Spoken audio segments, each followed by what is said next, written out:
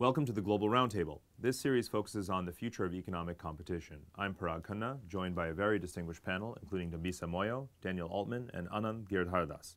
Today's topic is actually the power of language. We can't be complacent anymore in the West about controlling the financial levers of the economy, but what about controlling the language of the global economy, which is, of course, English? What's the future of that advantage for the West? It's interesting. English is no longer an instrument of soft power in the way that I think a lot of Americans assume it is. It's purely an instrument. It is an instrument for the people who learn it to get ahead. And I think we still have a residual Cold War idea that every time someone learns English, they like us more, they like democracy more, they like our policies.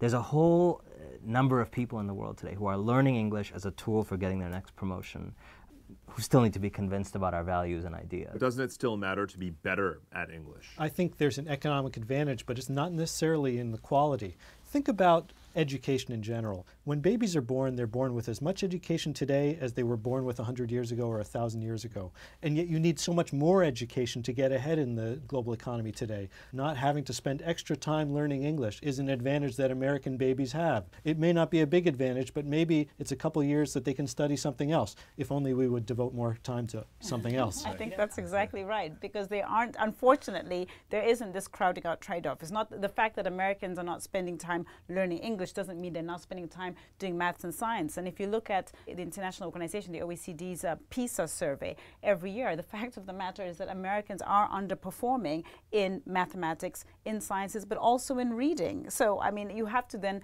ask yourself, well, what exactly is going on? Even Chinese are learning English in record numbers before, during, and now after the Olympic Games, which they played host to.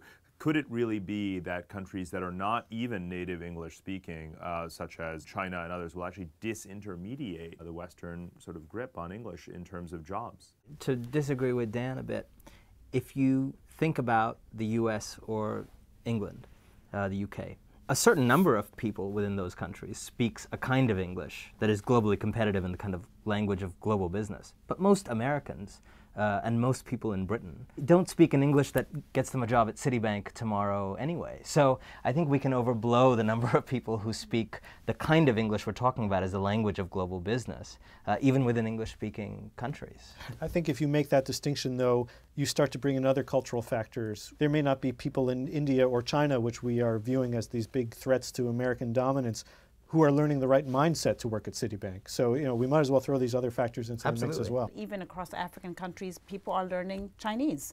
And I think there's something to be said there, because governments in Africa, places like Cameroon, are actually devoting relatively scarce resources to learning Chinese over English. So we have to ask what this trend really means. But I have to ask whether a world where English and Chinese are the global languages is not a world that's worse off, where there's one global language, one standard that everybody can use. Isn't that an economic efficiency by itself?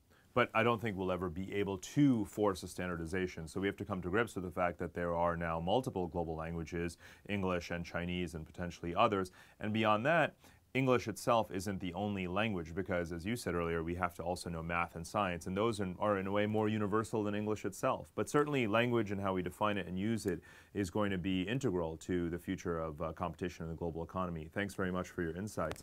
More on that and other relevant topics at bigthink.com.